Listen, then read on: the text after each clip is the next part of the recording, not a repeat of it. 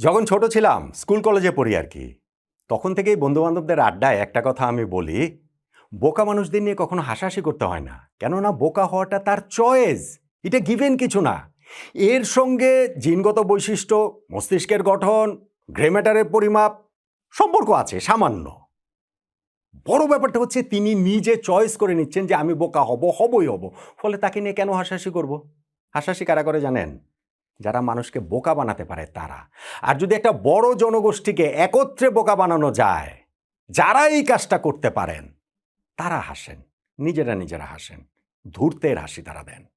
বাংলাদেশের টি-20 বিশ্বকাপ খেলা না খেলা নিয়ে গত 5 সপ্তাহ ধরে যেই নাটক চলছে, একের পর এক যেই পর্ব আমরা দেখেছি, ইভেন টি-20 বিশ্বকাপ থেকে বাংলাদেশ আউট হয়ে যাওয়ার পরও যেই নাটকটা চলমান, সেই নাটকের আপাতত একটা সমাপ্তি তো হয়েছে না? ওই যে Bangladesh cricket board president Aminul Islam Bulbul ভাইয়ের অনুরোধে পাকিস্তান ভারতের বিপক্ষে ম্যাচ বিশ্বকাপে খেলতে রাজি হয়েছে এবং তাতে বাংলাদেশ ক্রিকেটের যে ভীষণ লাভ হয়েছে, এই লাভটা আমাদের গত 5 সপ্তাহ ধরে প্রতিনিয়তই হচ্ছে বলে একটা বয়ান ছড়িয়ে দেওয়া হয়েছে এবং সেই বয়ান বিশ্বাস করার মতো অনেক লোকও আছে।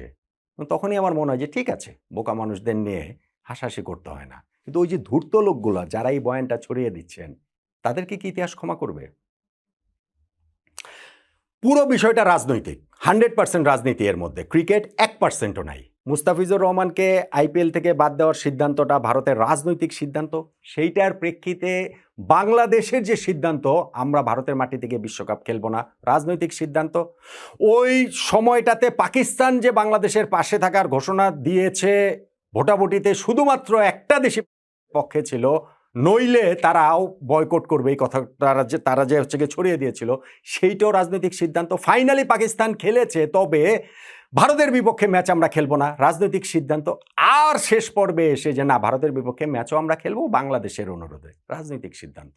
এবং এই প্রত্যেকটা ধাপে আমরা ভেবেছি আমরা জিতছি, বাংলাদেশ জিতছে, বাংলাদেশ জিতে যাচ্ছে। ভাই, বাংলাদেশ একটা টি-20 ওয়ার্ল্ড কাপ খেলতে পারেনি। ওই দিন আমাদের যেই পরাজয় হয়েছে, সেই পরাজয়ের দাগ, সেই পরাজয়ের কলঙ্ক আমাদের কোনো কিছু দিয়ে আর মুছবে না, হতেই পারে না।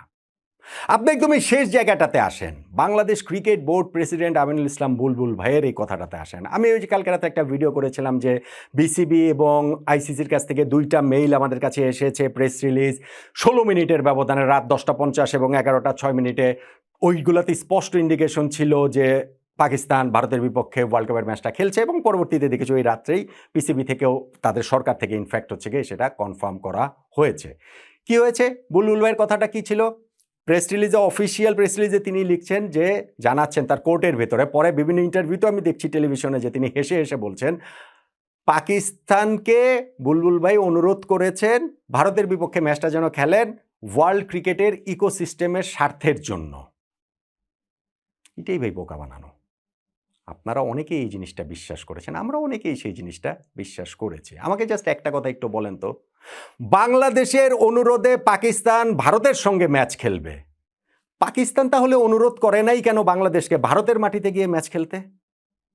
কেন করে নাই? বাংলাদেশ পাকিস্তানকে অনুরোধ করে ভারতের বিপক্ষে ম্যাচ খেলাতে পারছে, পাকিস্তান বাংলাদেশকে অনুরোধ করে ভারতের মাটিতে ম্যাচ কেন খেলাতে পারে না, বা অনুরোধটাই কেন করে নাই? কারণ আমাদেরকে বোকা বানানো হয়েছে।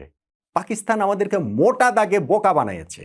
বাংলাদেশ ওয়ার্ল্ড কাপ থেকে যে নামটা উইথড্র করে নিয়েছে, এইটাতে পাকিস্তানের লাভ।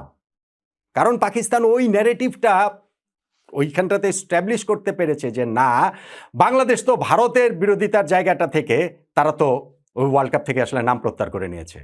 রাজনৈতিক এজেন্ডা। এবং আমাদের এইখানেও যারা রাজনৈতিক গুটি চালাচালি করেন, তাদের রাজনৈতিক এজেন্ডা ওই একই সঙ্গে অ্যালাইন করেছে, সে কারণে বাংলাদেশ খেলেনি।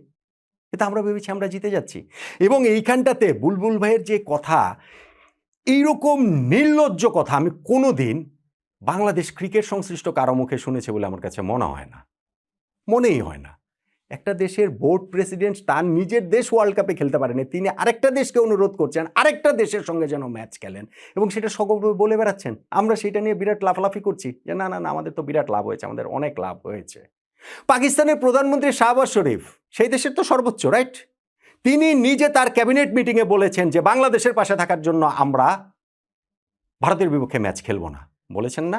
সেই কথা থেকে তো পাকিস্তান ইউটার্ন করে এখন খেলছে। তো বাংলাদেশের তো সরকারের যিনি প্রধান এখন অন্তর্বর্তীকালীন সরকার ডক্টর মোহাম্মদ ইউনূস, তিনি তো আর এটা বলেন নাই যে, এটা সরকারের মন্তব্য, কিন্তু তিনি তো আর অফিসিয়ালি বলেন নাই যে আমরা ভারতের মাটি দিয়ে গিয়ে খেলবো না। তো আমরা আমাদের জায়গা থেকে ইউটার্ন করি নাই, করতে পারি নাই। পাকিস্তান পেরেছে, আমরা পারি নাই। কার লাভ হলো, কার ক্ষতিটা হলো? বুঝে দেখেন কে বোকা হলো, কে কাকে বোকাটা আসলে বানালো এইখানটাতে। হ্যাঁ, এখন এইখানটাতে আমাদের লাভ হয়েছে। লাভ কি হয়েছে? বাংলাদেশকে একটা আইসিসি ইভেন্ট হোস্ট করার দায়িত্বটা দেয়া হবে আইসিসি থেকে, সেটা দিবে। পিসিবি আইসিসির সঙ্গে যে মিটিংটাতে বিসিবি প্রেসিডেন্ট বুলবুল ভাই ছিলেন, সেইখানটাতে এই সিদ্ধান্তটা হয়েছে 2028 থেকে 2031-এর মধ্যে ওরকম একটা আইসিসি ইভেন্ট আমরা হোস্ট করব। কোথায় আমাদের বোকা বানানো হয়েছে জানেন? 2021 সালেই 2031 সাল পর্যন্ত এই 10 বছরের আইসিসি ইভেন্টের হোস্টিং রাইটসটা ঠিক হয়ে গিয়েছে 10টা ইভেন্টের। সেই 10টা ইভেন্ট কি? ছেলেদের 3টা one day world cup, 2023 one day world cup host করবে Bharat, 2027 one day world cup host করবে South Africa, Zimbabwe, Namibia, 2031 one day world cup host করবে বাংলাদেশ, ভারত। 5টা টি-20 world cup, 2022 Australia, 2024 West Indies USA, 2026 Bharat Sri Lanka, 2028 Australia New Zealand, 2030 England Scotland Ireland, 2টা champions trophy, 2025 Pakistan, 2029 Bharat. এর মধ্যে 2028 থেকে 31-এর মধ্যে কোনো একটা টুর্নামেন্ট কি হোস্টিং রাইটস কারো কাছ থেকে কেড়ে নিয়ে বাংলাদেশকে দেওয়া হচ্ছে? ধরেন 2028-এর টি-20 ওয়ার্ল্ড কাপ আর অস্ট্রেলিয়া নিউজিল্যান্ড করবে না, এটা এখন বাংলাদেশ হোস্ট করবে। বা 2030-এটাই ইংল্যান্ড স্কটল্যান্ড আয়ারল্যান্ড করবে না, বাংলাদেশ হোস্ট করবে। বা 2029-এর চ্যাম্পিয়ন্স ট্রফি ভারত করবে না, বাংলাদেশ হোস্ট করবে। এরকম কোনো কিছু কি হয়েছে? না, এরকম কোনো কিছু হয় নাই, এরকম কোনো কিছু হওয়ার কোনো চান্সও নাই। তাহলে এই 3 বছরের মধ্যে বাংলাদেশ কি আইসিসি ইভেন্ট হোস্ট করতে পারে আমাকে বলেন? এই ছেলেদের জাতীয় দলের টি-20 world cup, one day world cup ও চ্যাম্পিয়ন্স ট্রফির বাইরে সবচেয়ে বড় প্রেস্টিজিয়াস হোস্ট করার ইভেন্ট কি হতে পারে? আন্ডার-19 ওয়ার্ল্ড কাপ ছেলেদের। আমি মেয়েদের ওয়ার্ল্ড কাপ, তাদের আন্ডার-19টার কথা বাদই দিলাম। সেই ছেলেদের আন্ডার-19 ওয়ার্ল্ড কাপ এখন পর্যন্ত হয়েছে 16টা আসর। সেই 16 আসরের মধ্যে বাংলাদেশও হোস্ট ছিল, মালয়েশিয়াও হোস্ট ছিল।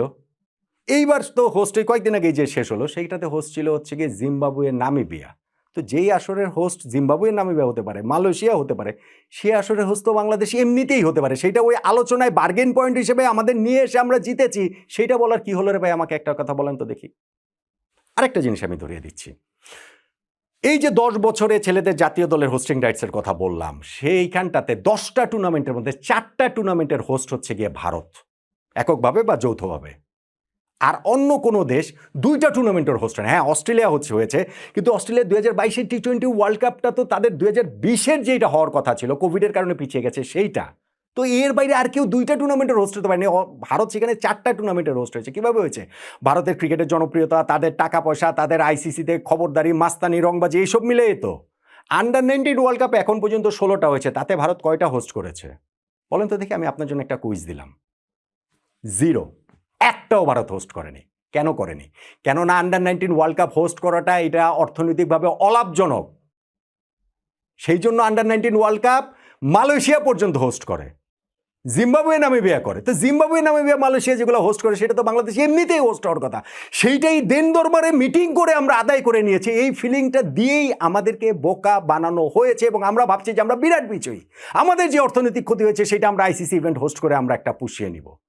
অথবা নতুন কোনো ইভেন্ট কি আইসিসি ইন্ট্রোডিউস করবে বাংলাদেশকে হোস্ট করানোর জন্য? সেইটার চান্সও আসলে নাই, কোনোভাবেই নাই। এখন আসেন ওই জায়গাটাতে যে বাংলাদেশের কি এই মিটিং থেকে কোনো লাভ হয়নি? হ্যাঁ, অবশ্যই লাভ হয়েছে। আইসিসি আমাদেরকে নিষিদ্ধ করবে না, আর্থিক কোনো জরিমানা করবে না, সেইটা এই মিটিংয়ের ডিসিশন, এইটা অবশ্যই লাভ। এবং আমি এইটা ওই আগের ভিডিওতেও বলেছি যে এই মিটিং থেকে বাংলাদেশের পাওয়ার একমাত্র এই জিনিসটাই থাকতে পারে, অন্য কোনো কিছু না। আমরা সেই জিনিসটা পেয়েছি। কিন্তু একটা ওয়ার্ল্ড কাপ যে আমরা খেললাম না, এইটাতে বাংলাদেশ ক্রিকেটটা যে ধ্বংসের শুরু হয়েছে, আমি তো আমার ওই অবস্থানে এখনো স্ট্যান্ড করছি। এইখানে যেই আলোচনাটা আমি অনেকগুলা ভিডিওতেই করেছি, যার না নটক মানে তো এখনো আছে, যে এই অবস্থা থেকে আমরা ঘুরে দাঁড়াতে পারি শুধুমাত্র একটা ভাবে। কোনভাবে ঘুরে দাঁড়াতে পারি? 12ই ফেব্রুয়ারি বাংলাদেশে যে জাতীয় সংসদ নির্বাচন হবে, সেই নির্বাচনে যদি এমন কোনো সরকার গঠিত হয় যাদের সঙ্গে ভারত সরকারের একটা সম্পর্ক পুনঃস্থাপিত হবে, বাংলাদেশ ভারতের রাজনৈতিক কূটনৈতিক সম্পর্কটা সহজ স্বাভাবিক হবে, তখন বাংলাদেশ ক্রিকেট বোর্ডের সঙ্গে ভারতীয় ক্রিকেট বোর্ডের সম্পর্কটাও সহজ স্বাভাবিকভাবে তৈরি হয়ে যাবে। তখন আর আমাদেরকে এই ধ্বংসের মধ্যে ক্রিকেটে পড়তে হবে না। বা এই ক্রিকেটে তো ভারতের মাস্তানি হচ্ছে গিয়ে তাদের আলটিমেট মাস্তান। ক্রিকেটে ভারত হচ্ছে গিয়ে যুক্তরাষ্ট্রের মতো, ক্রিকেটে ভারতের ক্রিকেট কর্তারা হচ্ছে ডোনাল্ড ট্রাম্পের মতো। তো তাদের সঙ্গে লড়াই করে বাংলাদেশে টিকতে পারবো আমরা? এখন বলতে পারেন যে না, যদি ওই রকম সরকার হয় যেইখানটাতে হচ্ছে গিয়ে আমাদের ধরেন এখন যে সরকার আছে, সরকারের ডিসিশনই তো আমাদের ক্রিকেট বোর্ড ক্যারি করেছে, ওই নির্বাচনের পর এরকম সরকারই থাকলো, ওই রকম আজ্ঞাবহই আমাদের এখনকার ক্রিকেট বোর্ডের মতো হলো, তাহলে তো ভারতের সাথে আমাদের রাজনৈতিক অর্থনৈতিক কোনো সম্পর্কই তো স্বাভাবিক হবে না। তো ক্রিকেট সম্পর্ক স্বাভাবিক হবে কিভাবে? আমরা এইখানটাতে স্যাংশন খাইনি, আমাদের নিষিদ্ধ করছে না, তো ভারত যে কোনো ছুতোতেই আমাদের আবার পরবর্তীতে নিষিদ্ধ করে দিতে পারে, আমাদেরকে অন্যান্য দেশের খেলাটেলা বন্ধ করে দিতে পারে। ওগুলা কি পারে না? ভারতের সাথে সম্পর্কটা যদি এরকম থাকে, ইভেন 2031 সালে যে one day world cup Bangladesh Bharat যৌথভাবে আয়োজিত হওয়ার কথা, হবে না। এই অবস্থা চলতে থাকলে, এইরকম সরকার আসলে সেটা হবে না। ফলে ওই ইলেকশনের পরবর্তী সময়ে সরকারের সাথে, ভারত সরকারের সাথে বাংলাদেশ সরকারের সম্পর্ক স্বাভাবিক হলেই শুধুমাত্র আমাদের ক্রিকেটের জায়গাটা স্বাভাবিক হয়ে আসবে। সেটা তো আমি অনেক ভিডিওতে বলেছি, অনেক আলোচনাতে বলেছি। নতুন কি আসলে আপনারা পাচ্ছেন? নতুন আপনারা পাচ্ছেন যে আমরা বিজয়ী হয়েছে, আপনারা পাচ্ছেন যে আমাদের ক্রিকেট বোর্ড প্রেসিডেন্ট এসে মিডিয়াতে হাসতে হাসতে নির্লজ্জের মতো বলেন যে পাকিস্তানকে অনুরোধ করেছি যেন ভারতের বিপক্ষে ম্যাচটা খেলে, কিন্তু তিনি অনুরোধ করতে পারেন না যে বাংলাদেশ যেন টি-20 ওয়ার্ল্ড কাপটা খেলে, সেই কাজটা তিনি কার্যোদ্ধার করতে পারেন না। পাকিস্তান বাংলাদেশের অনুরোধে ভারতের বিপক্ষে ম্যাচ খেলবে, কিন্তু পাকিস্তান বাংলাদেশকে অনুরোধ করবে না ভারতে গিয়ে ম্যাচ খেলার জন্য। কেননা বাংলাদেশ টি-20 ওয়ার্ল্ড কাপ থেকে আউট হয়ে গেলে পাকিস্তানের এই এজেন্ডা বাস্তবায়ন করাটা সহজ হয়। Plain and simple. আমার একটা প্রেডিকশন ভুল হয়েছে, আমি মেনে নিচ্ছি। সেই প্রেডিকশনটা হচ্ছে, আমি ভেবেছিলাম এই সিদ্ধান্তটা আসবে 12ই ফেব্রুয়ারি পরবর্তী সময়, যেহেতু পুরো জিনিসটা রাজনৈতিক, বাংলাদেশ এবং পাকিস্তানের রাজনীতি যেহেতু এখন এক ধারায় চলছে, সো 12ই ফেব্রুয়ারি পর্যন্ত এরপরে যে এটা আসবে সেইটা তারা করে নাই। কেন করে নাই? জাস্ট ইলেকশনের 2 দিন আগে কেন এই ঘোষণাটা আসলো? আমার আন্ডারস্ট্যান্ডিং হচ্ছে এই যে আমাদের অনেকের মধ্যে ওই বিজয়ী ফিলিংটা দিতে পারছে না, যে পাকিস্তান আমাদের ভাই, পাকিস্তান আমাদের পাশে এসে দাঁড়িয়েছে, পাকিস্তান আমাদেরকে আইসিসি ইভেন্ট এনে দিয়েছে, পাকিস্তান আমাদের নিষেধাজ্ঞা কাটিয়ে দিয়েছে। এই ফিলিংটাতে 12ই ফেব্রুয়ারি ভোটে তাদের আরও লাভ হবে, সেই জন্য জাস্ট 2 দিন আগে এই সিদ্ধান্তটা হয়েছে। এটা তাদের মেটিকুলাস প্ল্যান।